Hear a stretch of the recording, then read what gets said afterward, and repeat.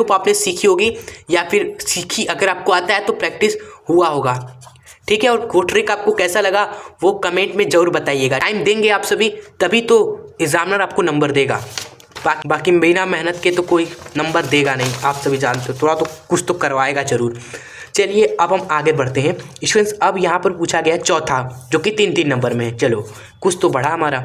पहला है इसमें कि अग्र अभिनत तथा पश्च अभिनत वाले पीएन संधि डायोड के लक्षणों की तुलना करनी है और बताना है कि सौर सेल हमारा अभिनत की प्रकृति व दर्शाना है, यानी कि सौर सेल किस अभिनत का होता है, पश्च की अग्र अभिनत का, ठीक है। जो आइए देखते हैं क्या होता है अग्र अभिनत और पश्च अभिनत।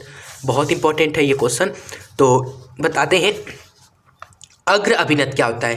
देखिए इस स्थिति में संधि का पी सिरा बैटरी के धन सिरे से, ठीक है, और एन सिरा ऋण सिरे से जुड़ा होता है, उसको बोलते हैं अग्र अभिनत। और पक्ष अभिनत क्या होता है, इसका उल्टा होता है। जस्ट इसका उल्टा लिख दो।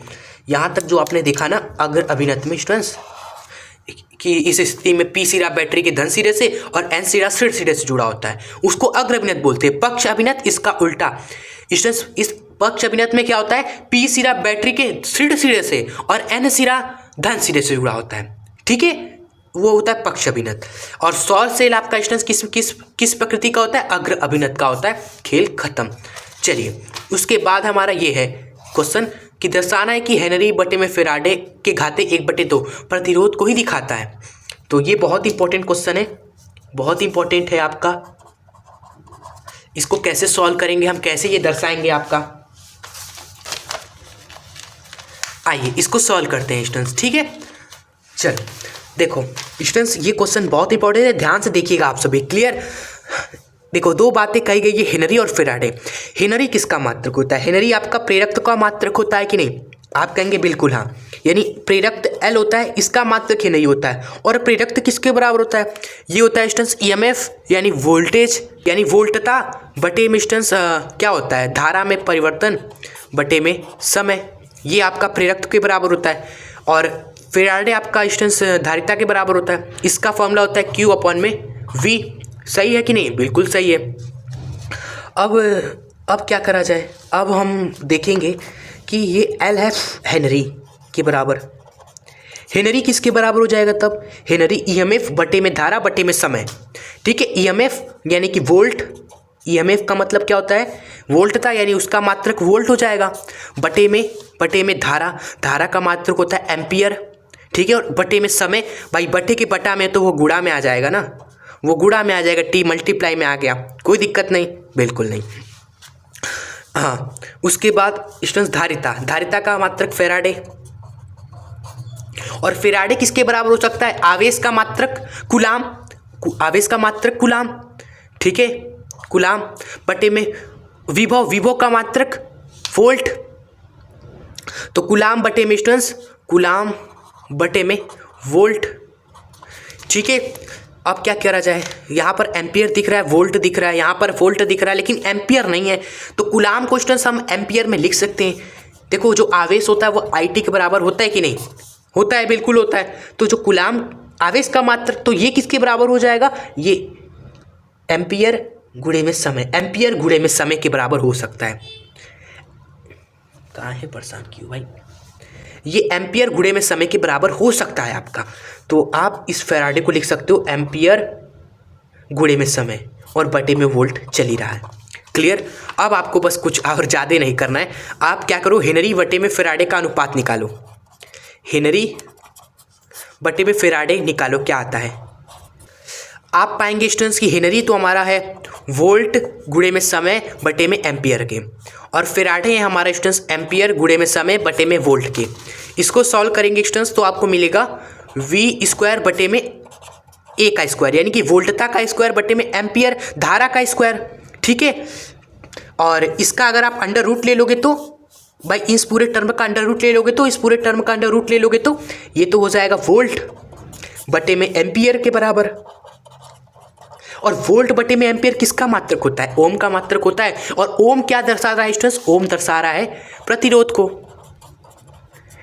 और यही तो हमें दिखाना था कि ये जो है इसका अंडर रूट वो प्रतिरोध को प्रदर्शित करता है, जो कि हमने यहाँ तक पूरा बताया, दर्शा भी दिया लास्ट में स्टूडेंट्स। खत्म क्वेश्चन। आई होप आपको अच्छे समझ में आया होगा। ठीक है, अच्छे से नोट कर लीजिएगा इस क्वेश्चन को। उसके बाद स्टूडेंट्स न्यूमेरिकल है आपका कि दिए गए परिपथ में स्टूडेंट्स प्रतिरोधों में धारा की गणना करनी है। ये भी बहुत ही इंपॉर्टेंट क्वेश्चन है आपका। सो स्टूडेंट्स काफ़ी स्टूडेंट्स ट्राई करेंगे कि इसको किरचॉफ के नियम से कर लें, लेकिन किरचॉफ के नियम से होने ही नहीं वाला ये क्वेश्चन सॉल्व। इसलिए इस क्वेश्चन को हमने लिया है आपको बताने की कि कैसे करा जाए। ठीक है, इस क्वेश्चन को, और ये क्वेश्चन बैंक में भी नहीं है, जबकि ये बोर्ड एग्जाम में पूछा गया क्वेश्चन है। ठीक है, आप क्वेश्चन बैंक देख रहे हो, हमने तो पिछले काफ़ी सारों के पेपर ही यहाँ पर सॉल्व करा दिए हैं स्टूडेंट्स, इसलिए पेपर्स को सॉल्व जरूर करें हमारे साथ। ठीक है, आपको हर एक इंपॉर्टेंट चीज़ों का पता चलेगा। आइए हम आपको सॉल्व कराते हैं। आप किरचॉफ का नियम लगाओगे इस लूप में, फिर बड़े लूप में नहीं होने वाला सॉल्व, ये आपको धारा का मान नहीं मिलेगा I1 I2 I3। तो क्या करें, आइए बताते हैं स्टूडेंट्स। ये देखिए हमने डायग्राम बनाकर लेकर आए थे इस क्वेश्चन को सॉल्व करने के लिए। ठीक है, देखिए हमें यही मान निकालना है ना, यही धारा का मान निकालना है। कैसे करा जाए, किरचॉफ का लूप नियम भी लगाएंगे तब भी नहीं होगा। तो ऐसे में इसको सिंप्लीफाई जब आप करेंगे तो आपको कुछ पता चलेगा सॉल्यूशन। ठीक है भाई, कुछ तो करना ही पड़ेगा ना। किरचॉफ का नियम भी आप रफ में देखोगे नहीं आएगा आंसर। तो क्या करा जाए, हम इसको सिंप्लीफाई करते हैं। ये थोड़ा सा तिरछा बना हुआ है भाई, इसको हम इस तरह भी बना सकते हैं, इस तरह भी बना सकते हैं। देखिए इस तरह से भी बनाया जा सकता है इसको, एकदम प्यारे से तरीके से। जी हाँ, ये हो गया एक सिंप्लीफाई तरीका। इसी को हमने बनाया, एक यहाँ पर प्रतिरोध और एक यहाँ पर सेल, और प्रतिरोध सेल 2 वोल्ट का और प्रतिरोध 1 ओम का। फिर स्टूडेंट्स बीच में एक गया है तो बीच में एक हमने बना दिया 1 ओम का। फिर इसके नीचे में एक सेल है, प्रतिरोध है, इसके नीचे में सेल है, प्रतिरोध है स्टूडेंट्स, वो हमने ड्रॉ कर दिया। ठीक है, अब स्टूडेंट थोड़ा सा कुछ आपको नजर आएगा, सेलों का संयोजन। सेल यहाँ पर 2 है, इनको आप संयोजन कर सकते हो। एक सेल ये है, एक सेल ये है, इनका प्रतिरोध ये है स्टूडेंट्स। ठीक है, तो हम इन दोनों सेलों को जोड़ने वाले हैं। एक पहला सेल है जो कि 2 वोल्ट का है, एक दूसरा सेल है स्टूडेंट्स, ध्यान दीजिएगा 1 वोल्ट का है। ठीक है, इस पहले वाले सेल का प्रतिरोध है 1 ओम, दूसरे वाले सेल का भी जो प्रतिरोध है वो भी 1 ओम है। तो दोनों का R इक्विवेलेंट कितना हो जाएगा, आधा हो जाएगा। आप देख लो, इक्विवेलेंट निकाल लो, ये आएगा। तो सेलों का संयोजन कैसे होता है, फॉर्मूला होता है दोनों सेलों का संयोजन का इक्विवेलेंट जो होता है बटे में R इक्विवेलेंट, ये बराबर होता है पहले सेल बटे में उसका प्रतिरोध प्लस में दूसरा सेल बटे में उसका प्रतिरोध। इस फॉर्मूले से आप थोड़ा सा करेंगे। ठीक है, देखिए यही हमें निकालना है, संयोजन वाला जो सेल आएगा दोनों को करने जोड़ने पर वो निकालना है। इक्विवेलेंट पता ही है, दोनों प्रतिरोधों का इक्विवेलेंट यानी तुल्य प्रतिरोध 1/2 है, 1/2 लिखा। बराबर में पहला वाला विभव कितना है, 2 वोल्ट का है, प्रतिरोध है 1 ओम। दूसरा वाला विभव है आपका 1 ओम का, अरे 1 वोल्ट का, प्रतिरोध भी है 1। इसको सॉल्व करेंगे तो E इक्विवेलेंट आपको आ जाएगा 1.5 वोल्ट। यानी कि स्टूडेंट्स देखो और सिंप्लीफाई हुआ, चीज़ें और सिंप्लीफाई हुई। ये सिंप्लीफाई, इन दोनों सेलों को जोड़ दिया हमने। ठीक है, ये तो वैसा का वैसा ही है, बीच वाला तो वैसा का वैसा ही है, लेकिन इन दोनों को हमने संयोजन कर दिया तो हमारा एक ही सेल मिला 1.5 वोल्ट का, 1.5 वोल्ट का। ठीक है, और इसका प्रतिरोध कितना है भैया, 1/2 है। ये हमने सॉल्व कर दिया। ठीक है, और ये है स्टूडेंट्स बीच वाला प्रतिरोध, ये बीच वाला प्रतिरोध जिसमें से I3 धारा जा रही है स्टूडेंट्स वो। ठीक है, तो एकदम सिंप्लीफाई करने पर ये आया स्टूडेंट्स। ठीक है, अब यहाँ से आप I3 निकाल सकते हो, I3 यहाँ से कैलकुलेट कर सकते हैं स्टूडेंट्स। देखो कैसे आ जाएगा, I3 आ जाएगा विभव बटे में स्टूडेंट्स प्रतिरोध। विभव है स्टूडेंट्स आपका 1.5 का और प्रतिरोध है स्टूडेंट्स दोनों प्रतिरोध, बट कैपिटल मतलब दोनों प्रतिरोध, दोनों श्रेणी क्रम में, तो एक और आधा जोड़ेंगे तो 1.5 आ जाएगा। कटने के बाद स्टूडेंट्स 1 एम्पियर आपके धारा मिलेगी। ये हो गया आपका I3। ठीक है, जो I3 है वही स्टूडेंट्स I2 होगा, वही आपका I1 होगा। क्वेश्चन हो गया सॉल्व। ठीक है, क्वेश्चन हो गया सॉल्व आपका। आई होप आपको समझ में आया होगा ये प्रोसेस कि किरचॉफ का नियम नहीं लगे तो भैया क्या करना है, क्या करें।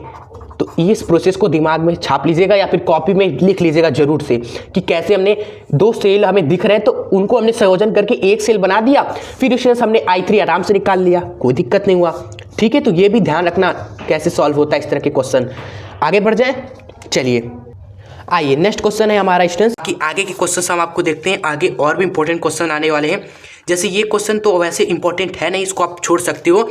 ये क्वेश्चन इंपॉर्टेंट है कि एक प्रोटॉन है और एक अल्फा कण है, समान विभवांतर के साथ त्वरित किए जाते हैं। प्रोटॉन तथा अल्फा कण से संबंधित डी ब्रोगली तरंग दैर्घ्य का अनुपात ज्ञात कीजिए स्टूडेंट्स। ठीक है, ये क्वेश्चन आपका इंपॉर्टेंट है, इसलिए इसको हम आपको सॉल्व करा देते हैं। देखिए, जो प्रोटॉन है और अल्फा कण है इनको समान विभवांतर से त्वरित किया गया। पहले ये प्रोटॉन क्या होता है, ये अल्फा कण क्या होता है, इनके मास इन क्या होते हैं, इनके आवेश क्या होते हैं, ये लिख लीजिए, मास और आवेश।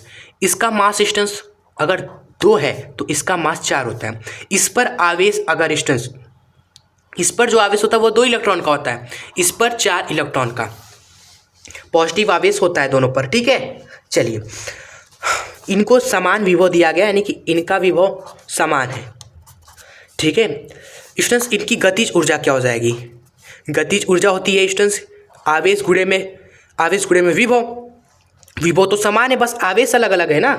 तो आप बताइए गतिज ऊर्जा क्या हो जाएगी, इनकी हो जाएगी आपका स्टूडेंट्स विभव गुणे में आवेश, विभव गुणे में आवेश। ठीक है, इसका विभव v है, आवेश है स्टूडेंट्स 2e का, तो 2e इंटू में विभव, इस पर आवेश है 4e का, तो 4e इंटू में v, तो ये हो गई गतिज ऊर्जा स्टूडेंट्स, दोनों की गतिज ऊर्जा। और जो तरंग दैर्घ्य का अनुपात, तब एक चीज़ आप फॉर्मूला पढ़े होगे, जो तरंग दैर्घ्य होती है वो बराबर होती है h/2m/ke के। तो यहाँ से स्टूडेंट्स 2 कण है, एक प्रोटॉन एक अल्फा कण है, अगर उनकी अनुपात अगर हम निकालेंगे तो वो स्टूडेंट्स आपका आ जाएगा रूट में 2m। गतिज ऊर्जा किसकी होगी, प्रोटॉन की जगह पर आप अल्फा कण का लिखोगे, और यहाँ पर स्टूडेंट्स गतिज ऊर्जा किसकी होगी, अल्फा कण की जगह पर आप प्रोटॉन का लिखोगे, सब कुछ प्रोटॉन का लिखोगे। प्रोटॉन के सामने अल्फा कण का, अल्फा कण के सामने प्रोटॉन का, क्योंकि ये बटे में है ना इसलिए उल्टा हो जाता है अनुपात में। ठीक है, सब कुछ रख दीजिए स्टूडेंट्स। 2 मास ऑफ अल्फा कण कितना है, 4 है, 4। गतिज ऊर्जा कितनी है स्टूडेंट्स, गतिज ऊर्जा है अल्फा कण की 4e/v। इसी तरह स्टूडेंट्स आप रखिए प्रोटॉन के लिए भी 2 मास ऑफ प्रोटॉन कितना है स्टूडेंट्स, 2 है। ठीक है, मल्टीप्लाई में 2, प्रोटॉन की गतिज ऊर्जा कितनी है, 2ev है स्टूडेंट्स। यहाँ पर आप सॉल्व किया, 2 भी कट गया स्टूडेंट्स।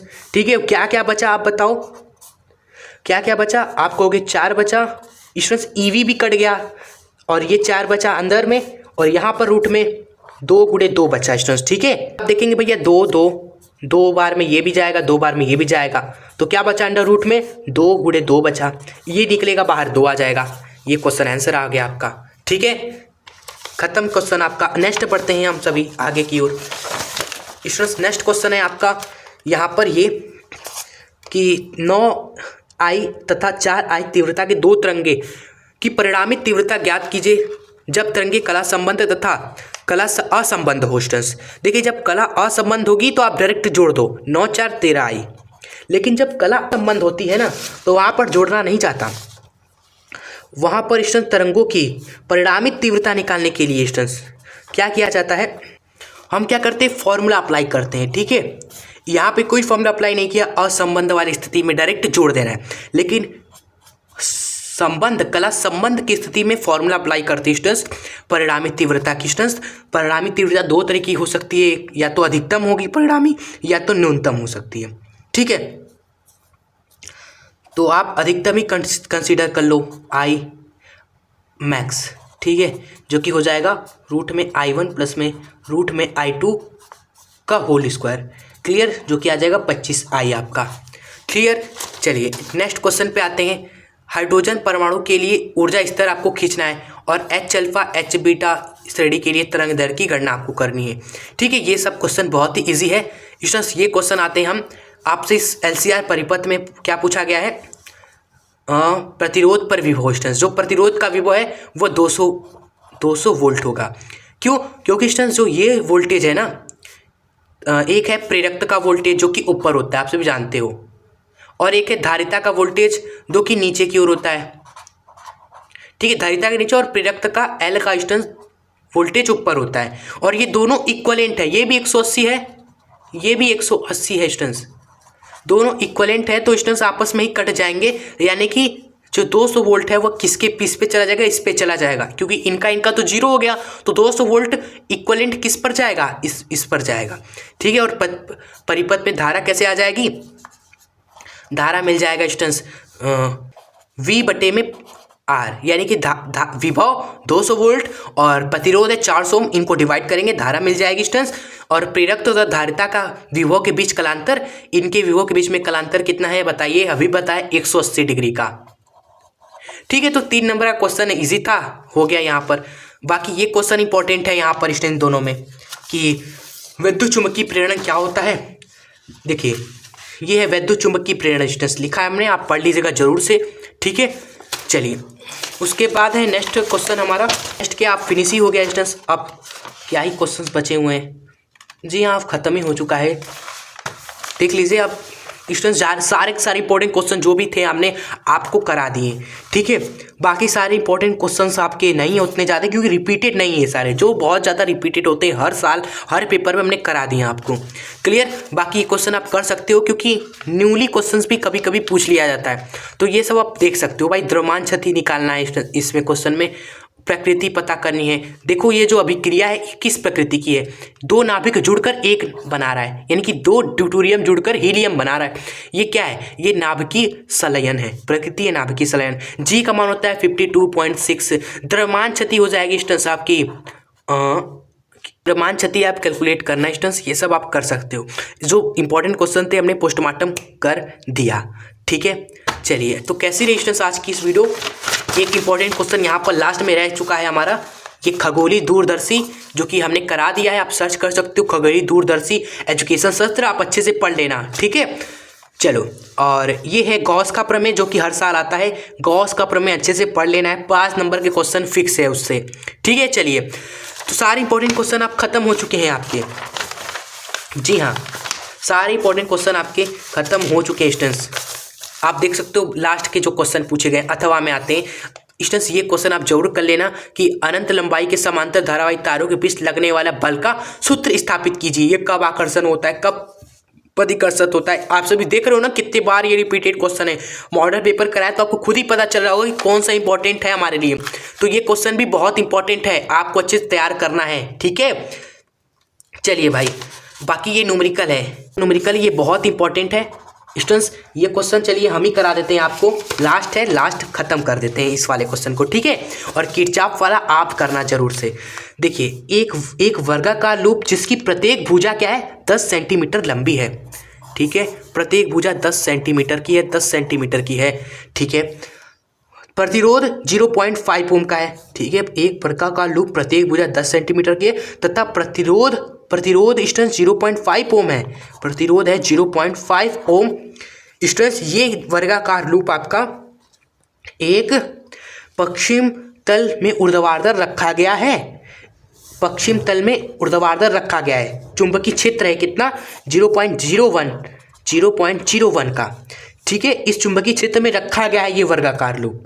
ठीक है स्टूडेंट्स, चलिए अब चुंबकीय क्षेत्र एक समान जो हमारा चल रहा है उससे घटकर स्टूडेंट्स इतना सेकेंड में शून्य हो जाता है, यानी t बराबर 0.70 सेकेंड में स्टूडेंट्स चुंबकीय फ्लक्स शून्य हो जाता है। तो पहला आपको निकालना है प्रारंभिक चुंबकीय फ्लक्स, अंतिम चुंबकीय फ्लक्स। ठीक है, पहले आप प्रारंभिक चुंबकीय फ्लक्स निकालो जो कि हो जाएगा 0.01 ये और क्षेत्रफल भाई 10 सेंटीमीटर का है। क्षेत्रफल क्या हो जाएगा, लंबाई गुणे चौड़ाई, यानी कि 10 गुणे 10, भुजा का स्क्वायर कर दो, वर्ग है ना, भुजा का स्क्वायर कर दो। भुजा है 10 सेंटीमीटर यानी कि 0.1 मीटर, इसका स्क्वायर। यहाँ से आपको प्रारंभिक फ्लक्स मिल जाएगा। अंतिम फ्लक्स क्या हो जाएगा भाई, अंत में यही 0 हो गया तो फ्लक्स भी 0 हो जाएगा। सेकेंड क्वेश्चन है प्रेरित विद्युत वाहक बल आपको निकालना है। देखिए सेकेंड है प्रेरित विद्युत वाहक बल, आप कैसे निकालोगे, ये हो जाएगा फ्लक्स में कितना परिवर्तन और बटे में कितने समय में हुआ। टाइम आपको पता ही है 0.70 सेकेंड। ठीक है, फ्लक्स में परिवर्तन निकाल लो, इतना था इतना हो गया, कितना चेंज हुआ, कितना चेंज हुआ भाई, हमारा हो गया 10 के घाते -4 का चेंज हुआ आपका। ठीक है, और समय है, समय कितना लगा 7 गुणे 10 के पावर -1। इसको सॉल्व करेंगे स्टूडेंट्स, आपका हो जाएगा 1/7 गुणे 10 के घाते -3, या फिर आपका हो जाएगा 1 पॉइंट में 4 इंटू 10 के घाते -4। ये हो जाएगा विद्युत वाहक, प्रेरित विद्युत वाहक बल आपका। थर्ड है आपका प्रेरित धारा। धारा कैसे निकालेंगे स्टूडेंट्स, देखिए चौथा नंबर पे धारा पूछा है आपसे। धारा हो जाएगा भाई जो विभव आया है ईएमएफ बटे में प्रतिरोध। ईएमएफ आपने निकाल लिया, प्रतिरोध क्वेश्चन में दिया था, यहाँ पर देखिए 0.5 ओम का आप रख देंगे स्टूडेंट्स, आपको मिल जाएगा धारा भी। फोर्थ है प्रेरित आवेश स्टूडेंट्स, आवेश भी निकाल सकते हो। आवेश क्या हो जाएगा, धारा गुणे में समय I इंटू टी। धारा यहाँ से निकाल लीजिएगा, टाइम आपको पता ही है 0.70 सेकेंड। ठीक है, कितना आसान क्वेश्चन है, इसलिए हमने अच्छे से करा दिया। और ध्यान रखना इस तरह का क्वेश्चन 2-3 बार मैंने कराया मॉडल पेपर उसमें। ठीक है, मतलब कि बहुत इंपॉर्टेंट क्वेश्चन है, आ सकता है 2025-26 के एग्जाम में भी। ठीक है, इसलिए अच्छे से देख लीजिए क्या क्या हमने किया, एक बार रिपीट करके फिर से देख लीजिएगा। ठीक है स्टूडेंट्स, चलो तो और ज़्यादा पेपर्स को हमारे साथ सॉल्व करें। चैनल पर जुड़े नहीं हैं तो जुड़ जाए और मैक्सिमम दोस्त मित्रों को भी जोड़ दे इस चैनल से। ठीक है, शेयर करके, ताकि वो भी प्रैक्टिस करें आपके साथ, और दोनों फ्रेंड्स आप सभी जितने भी दोस्त मित्र हो सभी फोड़ दो एग्जाम में। ठीक है, चलो तो आज के इस वीडियो को हम यहीं पर एंड करते हैं स्टूडेंट्स। ये वीडियो आपको कैसी लगी प्लीज़ कमेंट में ज़रूर बताना, अच्छी लगी तो लाइक ज़रूर कर दीजिएगा आप सभी। ठीक है, बाकी मिलते हैं आपसे नेक्स्ट धमाकेदार पोस्टमार्टम वीडियो के साथ, तब तक के लिए स्टूडेंट्स जय हिंद, वंदे मातरम।